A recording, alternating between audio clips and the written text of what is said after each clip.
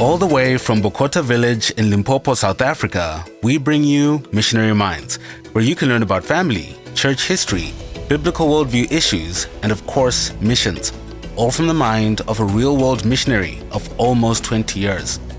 But Paul, I'm not at this stage of life yet, but you are on the verge of it, and that's having a child leaving the home. And I thought it would be interesting to discuss some of the ins and outs, as many of our listeners who range from different ages. And just an interesting fact, Spotify came out with their Spotify Unwrapped, which shows you what you've been listening to, what you've been spending time listening to throughout the year. And the podcast is popular in South Africa, expected, and in the United States, and in Namibia, and in the United Kingdom. And so I found that interesting, and maybe our listeners can share with us why that is. But thank you all for listening. We need to get some Antarctica on there somehow. We need to boost it there. If anyone wants to travel for holiday. Yeah, and so diving into our episode today, our question is, how does a person prepare their child to leave the home? Over to you, Mfundisi. Yes, so I'll try not to cry during this episode as I think about my dear daughter leaving. Now, it's joyful time, mixed emotions, right? I think every father who has seen their child first leaving understands the emotion that comes with that. I would probably say with a daughter, the emotions would be a little bit higher, but if I had to put an umbrella verse over it, would be the proverb that says, "Train up a child in the way he should go, and when he is old, he'll not depart from it." So here you are, and you've put in the work, and now it's time to send them off and to go to the next chapter of their life.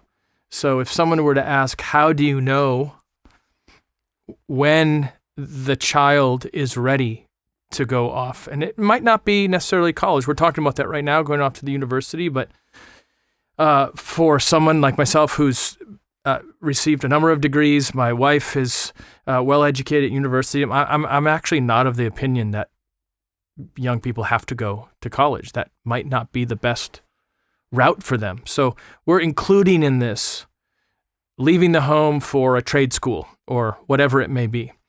And I would say they're ready to go on when they have reached an area of maturity spiritually and emotionally, relationally, and even economically, that they can go to the next chapter of their life. So it's going to be different for each person. You can't choose one particular age. Now, for my daughter, she's 16.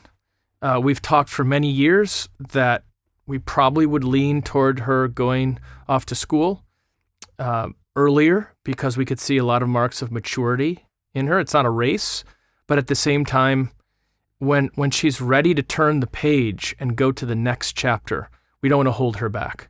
Now, there's going to be some unique aspects for us because we live in a rural mission field and it's just different. She doesn't have a lot of friends around. We don't have a lot of infrastructure and activity around. So she's done her instruments, she's done her studies, she's done well in her studies, and we feel like now is the time that she has arrived spiritually, emotionally, academically. That chapter is about to end. Now let's turn the page so that she can stretch herself and go to the next place. That's good, brother. And especially for our listeners who are also maybe not thinking of their children going to college, what you mentioned about whether going to a trade school or leaving the home for one reason or another is helpful. Could you help unpack the maturity aspect a little bit? When a parent is looking at their child, we've spoken about this before, and how sometimes you think your children are doing great, or you think they're doing badly, and you look over the fence and look at the neighbor's kids and like, oh, they are doing well in these areas and not so well in others. And so what can a father or a mother be looking for? Are there certain areas, maybe like finances or other areas that can help give a gauge of maturity of a young person? Yeah, well, let me just talk first about spiritual maturity.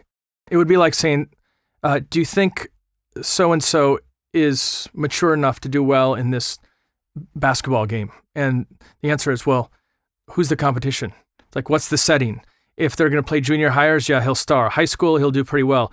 NBA, he's going to get crushed. So when you're talking about, is my child mature enough to go off to college, let's say? Well, there's a lot of factors. Are they going to be near home? Are they going to be in an excellent church? Is it going to be a Christian university? Is it going to be a secular university? All of those things matter and are going to color our answer if they are spiritually mature enough. So let's say on a 1 to 10 scale, the maturity of your child for that particular age group, let's say they're 18, and as a Christian 18-year-old, the maturity level is like a 5. They're not really mature, but they're not really immature. Then sending them off across the country to a secular university, I would really think twice about that. But if they're a 5 and they're going to a secular university across town, and they're actually going to be living at home and going to the same church, well, that's different. Or they might be going across the country, but going to a Christian college. That's going to change things as well. This might surprise people, what I'm about to say, because as you know, I'm a very strong proponent of Christian education for your children in the home. So I don't even think really public education, unless there's a very strange circumstance. But for the most part, for all intents and purposes, I'm opposed to any kind of government education for your children. Either homeschool them in a Christian worldview or send them to a Christian school. Christ over all things. I'm actually not necessarily opposed to them, however, going to a secular university. And I would say that because if they're 6 years old, or if they're 12 years old, they're not of the maturity yet that they can actually withstand the poison that is going to be thrown at them. But I would say, actually, a 17-year-old, they could sit in a class with a lot of raunchiness, and they wouldn't have to necessarily buy into it. And it might, there's one particular man that I really respect. He surprised me. He was in a podcast, and he was also very strong for Christian education. But he actually said, when it comes to university, he said sometimes Christian education can be more dangerous because when you go there, your guard is down because, hey, it's a Christian university. And now, let's say 80% is good, but 20% is not, and you're not ready for that. And you can buy into a lot of bad things. Oh, all my friends, they must be Christians. And then you start buying into bad thinking. Oh, my teachers, they're Christians. They must teach well. And now you start believing falsehoods. Whereas if you go to a secular university, it's like you're strapping up your armor. You're ready for a fight. I mean, you feel like Rocky just about to go into the ring, and you're ready for the fight. You know you're going to be hit with transgenderism. You know you're going to be hit with evolution. You know you're going to be hit with abortion. So you're getting ready. I think he has some value there. Now, we are sending our child off to a Christian university. We think it's best for her. It's on the other side of the world, basically across the ocean. They have a strong nursing program, and that might lead into another aspect, which is what should they study? And I'll just get into it now in case I didn't know if you were going to bring it up. But another aspect of our home, we have a lot of children. We put a lot of emphasis on the home. We put a lot of emphasis on girls, love your husband, have lots of kids, be a worker in the home, be a homemaker. And that's great. We do encourage that. However, I think there can be extremes. The other extreme would be, we want to do that and we don't need any education. And I just need to know, I just need to read enough to get by. And so we like using the phrase educated homemakers for our daughters. For us, just because my wife studied nursing and as a nurse practitioner at Vanderbilt as well, I think it's been really helpful in our home. We feel like as a nurse, you can always get a job. And even if you wanted to occasionally work part-time with kids in the home, that'd be a possibility. And we would say that for a few reasons. Number one, you don't know when you're going to get married.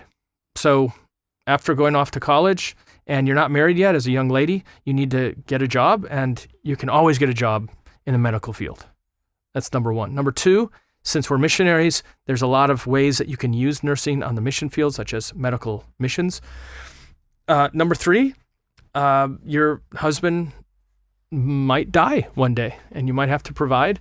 And then finally, I would say oftentimes the education of the children reflects the education of the mother because she's with them all the time. So just think that through. I'm not saying women have to go off to university, but for us, we think it would be wise before she gets married and has lots of children. If you ask Audrey how many children she wants, she'll say as many as the Lord gives. And we're expecting lots and lots of grandkids. And we're expecting her to be at the home and love the home and be a homemaker. But before then, we'd like her to get an education.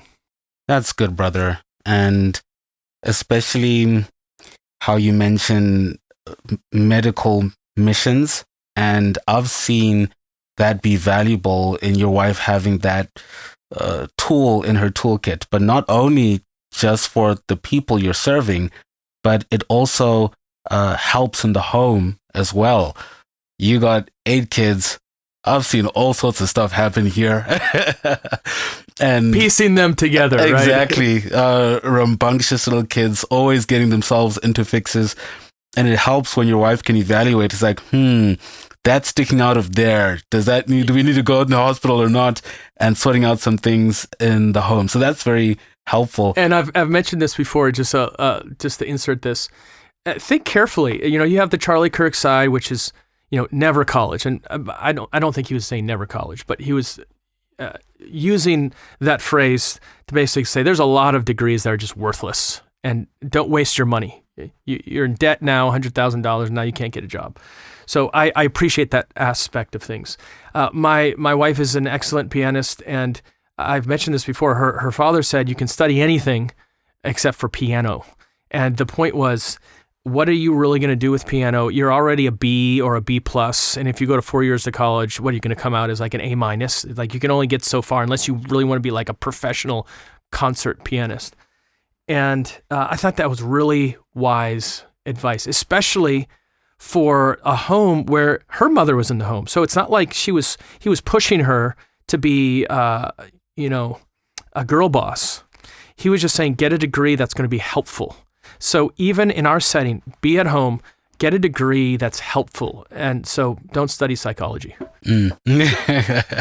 That's good. And as you were mentioning that as well, having educated wives is such a blessing to husbands. I value so much that my wife has gotten a tertiary education, and she has developed critical skills in thinking. It's sharpened her, and I appreciate that. And there are other ways to try and facilitate those skills. It may be more difficult without the structure, but it's possible. And I wanted to find out from you, you kind of hinted at what someone should and should not study. If you could just throw out a couple of things, because I feel like nowadays the expectation has become that, I finish my high school, then I go get the extra piece of paper, when people don't recognize you're getting that paper to get a return on investment. And so you maybe have a young lady who says, I'm going to study 7 years to become a doctor, and there's nothing wrong with that. And I want to specialize, so I'm going to do more of this and more of that. And I've done 12 years. And right when I've completed these 12 grueling years, then I'm going to let it all go. And I'm going to teach ABCs to my kid in the home. Yes. Or someone who says, I've always loved archaeology. My wife studied archaeology. I've always loved archaeology. So I'm going to study it for 4 years, and then I'm going to stay at the home. I'm never going to go to a dig site or something. So return on investment, can you comment? I mean, just think about all those toys that Obi is burying in the ground. Yeah. That she'll be able to discover. No, you bring up a great point, because you could fall off into a ditch on one side or the other. We've talked about, don't get the silly, useless degrees, the piece of paper on the one side. But then on the other side, you could actually push really good degrees, let's say STEM fields, and that could actually put an unnecessary temptation in front of your daughter who does want to have a lot of kids and stay in the home. So let's say you have her in the STEM field and she studies to be a doctor, but at the same time you're saying have lots of kids. How is she going to study that and then say no? Or let's make it a little bit easier. With my oldest daughter, okay, she'll study nursing and then do you want to be like your mama and get study to be a nurse practitioner or midwifery? I mean, that's like just a step below a doctor.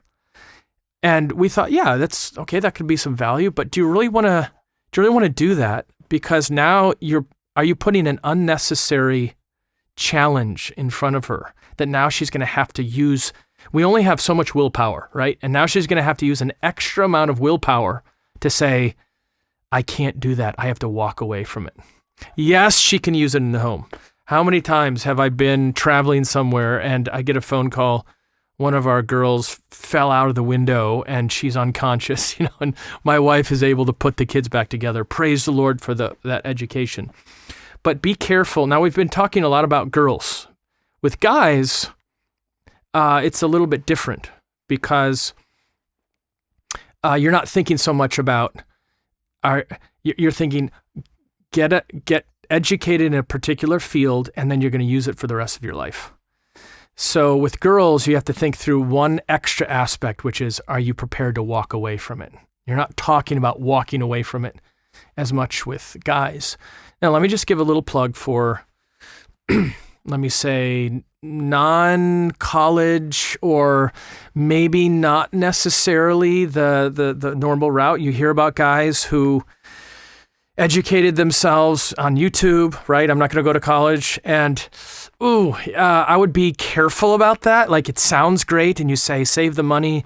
But now in the podcast world, I have a cousin who is educated in this, but then he's going to start his own podcast. And I thought, man, you're going to be going against like 5 million people with podcasts and you're going to try to make money on this. So this is going to be a challenge.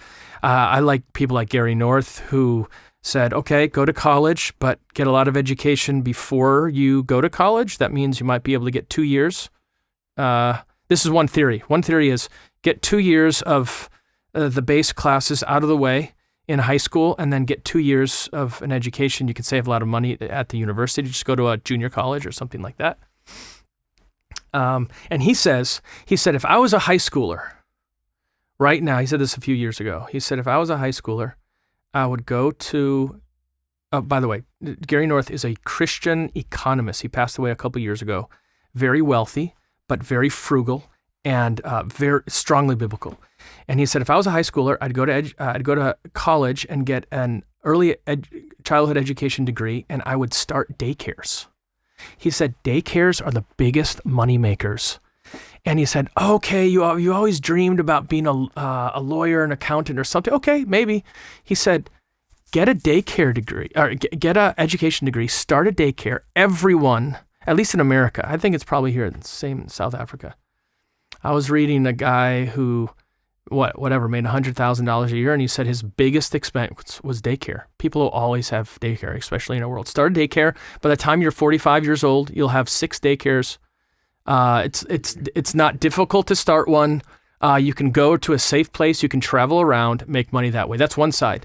The other side would be maybe the Doug Wilson philosophy, which is going to be liberal arts education at St. Andrews. And he's going to say, why rush it? Why are you trying to get 2 years out of the way in high school and then quickly run through university and college? Use those 4 years to develop as a person. Most of the time, you're going to meet your spouse at college, at university. So find a college that you are in agreement with philosophically, theologically. Spend the 4 years there, take your time, enjoy the new chapter of your life, find your spouse, and then move on to the next chapter. I'm going to grab the proverbial wheel and swing it right back onto the road because it turned into a college or not podcast. So hopping to a different question, what are some landmines to avoid in preparing your child to leave. Maybe there could be some big ideological or philosophical issues of the day. Maybe there could be some potential pits to fall into financially that young people often fall into, or something. Any thoughts on that? Financially, we've always told our children they need to pay for their own education. So we might help them, but we're not promising any help. We certainly don't. They certainly are not expecting any help financially. That's the way it was for my wife and I. We received help from time to time, but they know that they have to work. So that can be a pitfall. You have to pay the bills. You have to pay for your education. That's going to dictate where you go. Are you going to go in debt?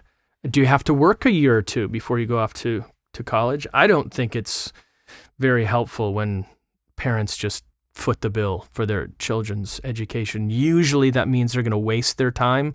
College often means, this is at least in secular universities, a lot of sinful mistakes that they make. Even if their heart's not in it, they might avoid those things if they're paying all the bills. So keep track of that. Mm-hmm. Another would be whatever university they're going to, know about that university and prepare them theologically for the errors that they'll face. It could be a Christian university, and that Christian university has errors that they need to avoid. It could be a secular university that has a lot of errors, so be careful of those. Another would be find a great local church. That is crucial. Find a band of brothers, a congregation that you can be a part of, and that they can, nurture your soul while you're at university. Great. And for our last question here, this maybe is more relevant to the African context, but I'm sure in many Western contexts, the problem is there as well, where you're not worried about your child leaving home, but rather not leaving home. And whether it's issues to do with behavior, economy, decision making, laziness. Some people have delayed leaving their home, their parents' house, and now they're well into their late 20s, 30s.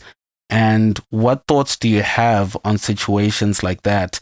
Is there a point where a parent should be saying, hey, the time is ticking down and you're going to have no place to live because I'm going to kick you out?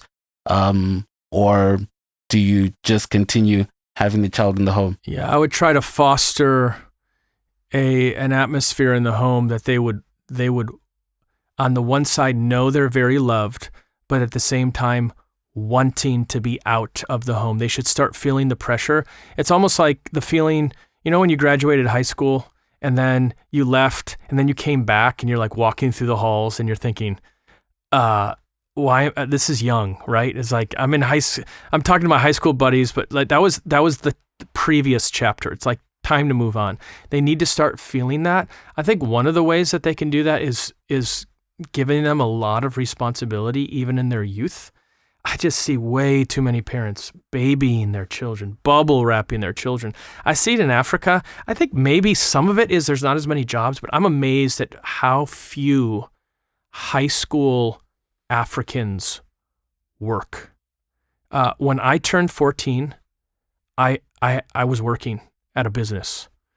I found the only business in our town at the time that would hire 14-year-olds. And from 14 until when I left for college, I was either going to school during the day and then working in the evenings, or of course, it wasn't even, it was a non-negotiable. Of course, you're working all summer and you're all saving for college.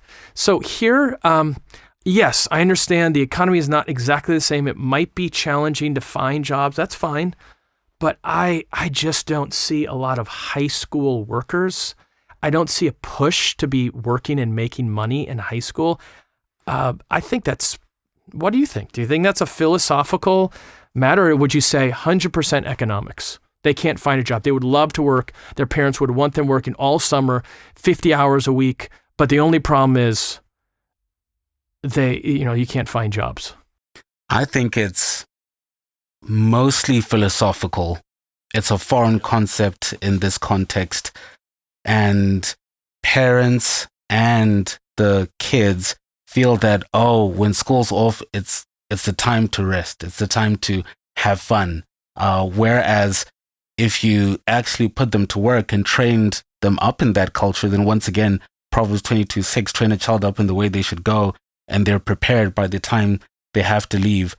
I know in the way I was raised, there was very much I don't know if it's like a sort of aristocrat perspective, in that, work is, the blue collar jobs and all that. You just focus on relaxing, then you get back to studying so you can get a white collar job and all. And I regret that now, having to try and develop that rigor and work ethic. Yeah, you think about the Protestant work ethic. I was just listening to Rodney Stark's book, How the West Won, and he was talking about how in Asia they did not have that Protestant work ethic. And if you had a certain level of money and education, physical labor was very looked down upon, and they would have these long nails. They sometimes would even put sheaths on their long nails to prove that they were not actually working with their hands. And we want to have the opposite of that, right? Like I said, I was 14, and there's two businesses in town that would hire. It was Dairy Queen and Burger King. And I worked at Burger King. I was so excited. And then I was thinking just the other day, that would be Lawson. I mean, Lawson's 14. I can't imagine Lawson working from like 8 to 5 at Burger King. Like, he just seems like a boy. But I have to change my mindset and stop thinking, well, I worked really hard and we've reached this level, and now I don't want my children to do the same things. I want it to be easier for them. We ought not to think that way. We want them to work hard. And it's coming back to your question. If you are infusing in them at an early age, taking on responsibility. My little kids are learning to drive.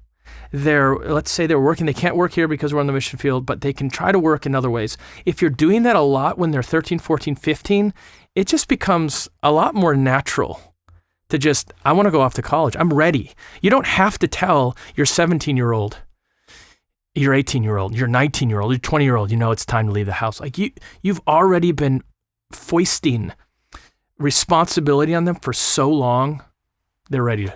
Yeah. They're ready to leave the nest. And I've seen this in your oldest son, Nathan, as I've spoken to him and as he's progressed from Gym Camp Junior to Gym Camp Senior, and even at the latter stages of Gym Camp Junior, he's feeling like, oh man, I gotta be here with all these kids, and oh man, I want to be with the big people and all that. And he's getting frustrated. And now that Audrey's headed off to university, he's filled with so much, I think, good jealousy and thinking that, man, I want to be grown up. I want to reach the next level. And that's the ideal situation you want. If it's paired with not just I want freedom, but I'm willing to gladly assume the responsibility of becoming a man so I can take on the responsibilities of being an adult. We've talked before about prolonged adolescence, right? Where it seems like our grandfathers, our great-grandfathers seem to be ahead of where young men are today, right? They were 20 years old and married and driving a pickup truck and, hoeing the fields. And now, we're getting married at 30 years old. What do you think is the cause for that? Why are 18-year-olds, they don't even have marriage and careers and work, and I don't want to be too hard on them because there's factors that they face today that are a lot harder than our great-grandfathers faced, and difficulties. But what do you think? Do you think delayed adolescence is a problem today? And what do you think has been causing that? Yeah, I do think it is. And I think some issues are the economy, the economical factors whether it's the minimum wage policies or being so strict on who someone can hire and how they can be hired and all those things, it makes it hard for young people to actually get jobs. And going back to that philosophical aspect, you can still tell it's not just all economy, there's also philosophy, because if parents had that philosophy in their minds, then they would say, hey, I don't care if the government says you can't get a job at McDonald's. I have Uncle Yaku and he owns a farm. You're going to work over there. And your pay is the food you're eating on my table or something. That would be the philosophy if parents really adopted it. And I've wanted to adopt it as I've seen you and others do it, like teaching young people that work is good. And it also has been the philosophy, I think, once again, just the focus on education. That's what's going to get you to the next level, and not teaching them to work. Because I know I experienced that as well. The culture just never encouraged it. And then once getting saved, spending time with people with a gospel mindset and culture, and now there's now this tension where it's like, I want to advance, but I'm behind. If I had been thinking like this the past 10 years, I would have been further ahead. And I've seen young men, myself included, struggle with that now when they're trying to change their culture, but they're are suffering with consequences from the previous one. If I could answer my own question, I'll just close with this. And that is, if I could give one reason why there's such a problem with prolonged adolescence, and that is fathers. Fathers in the home change everything. If a society is filled with fathers in the home, it's going to change the crime rates, it's going to change the education, it's going to change the economics, it's going to change everything about a society, and it's going to mature those young men. No fathers in the home, they're going to join gangs, they're going to get in trouble, they're going to sit around the house, they're going to take advantage of their mother who's so merciful. Fathers in the home, that's going to change so much a part of a society. Amen. I want to end on that note, but I just have to include this anecdote. You mentioned the mercy of mothers. Our oldest, who's still a toddler, Obadiah, he is, I don't know, maybe 16 months now or something. And he has not been blessed with much hair. Our younger one has more hair, but he doesn't have much hair. So he's been trying to grow it out for all this time, not getting anywhere. So we're about to give him his first haircut. And I told my wife, like, hey, look, here are the clippers. And I put the guard on. So it's like, look, he's not going to get hurt. And I just shaved off just a little bit of his hair. Like, look, yeah, it's fine. And she started crying. It's like, oh, my child's hair. And she just started like crying at his first haircut. And that's the point right there. Like, a father's going to want his son to scuff his knees and not laze around and do those things. And I think that makes a big difference. What a treat, Mfundisi. To our audience, if you've enjoyed this podcast, please be sure to rate it and subscribe to keep posted with more upcoming content. Feel free to share this episode with someone who might find it interesting, and submit any questions you may want answered in a future podcast. You can email those to paulschleiline@gmail.com. You can also visit betweentwocultures.com for other resources like this. I'm your host, Yamikani Katunga, and until next time, that's it from Missionary Minds.